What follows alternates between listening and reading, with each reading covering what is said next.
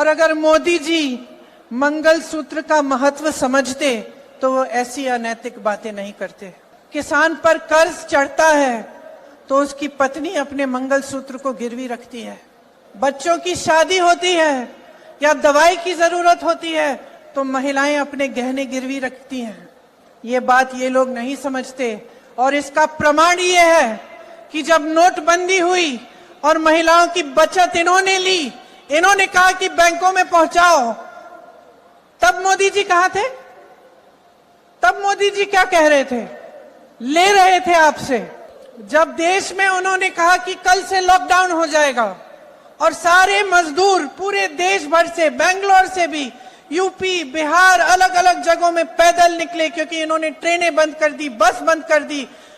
तब जब खाना नहीं मिल रहा था शहरों में, जब कोई चारा नहीं था, तो महिलाओं ने अपने गहने, अपनी बचत गिरवी रखी। तब मोदी जी कहां थे? किसान आंदोलन हुआ, 600 किसान शहीद हुए, उनकी विधवाओं के मंगलसूत्र के बारे में सोचा मोदी जी ने? मणिपुर में एक जवान की बीवी को का वस्त्र हरण करके पूरे देश के सामने चलाया, मोदी जी चुप थे, कुछ नहीं बोले, उसके मंगलसूत्र के बारे में नहीं सोचा उन्होंने।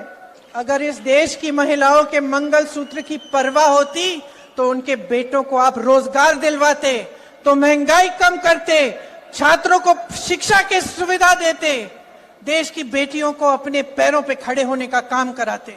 देश हैरानी से देख रहा है, इतनी बड़ी बड़ी समस्याएं हैं।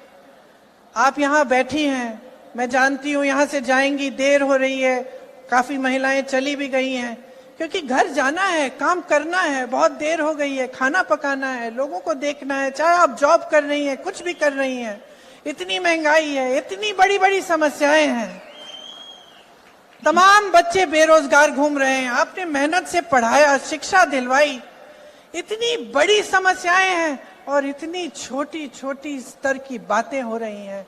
सारे नेता भाजपा के आपके सामने आकर ऐसी अजीब अजीब सी बातें कर रहे हैं, झूठ बोल रहे हैं दिन रात, सोचते हैं कि आप देखेंगे नहीं, आप पढ़ेंगे नहीं कि कौन सी पार्टी क्या कह रही है, क्या हो रहा है आपके आंखों के सामने।